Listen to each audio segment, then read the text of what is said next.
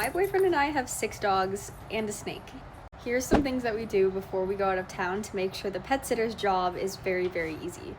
I have this whiteboard with their name, the amount of food they eat in the morning and evening, as well as how many pumps they get of their glucosamine. This is the kind that we use, as well as some notes that I'll go over in a second.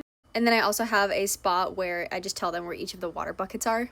One thing that I'm always conscious of as a professional dog trainer is making sure that behavioral issues don't occur. And when you have an actual pack of dogs, then it's really important that somebody who's coming into the pack doesn't try to do things that might overexert their skills. So one of the firm rules that we have is that the dogs need to be fed inside of their kennels.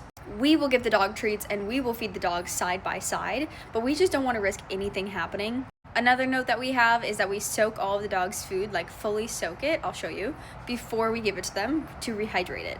And this is what that looks like fully rehydrated. 3 of the dogs are really, really playful, and then 2 of the dogs are pretty old, especially one of them. So we also have notes on where those specific dogs need to be throughout the day.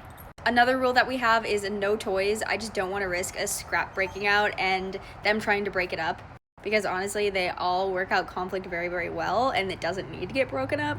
I also label all of their kennels individually, because keeping structure within the pack is very important, and they all need to be called out of their kennels to go outside by their name individually, one at a time.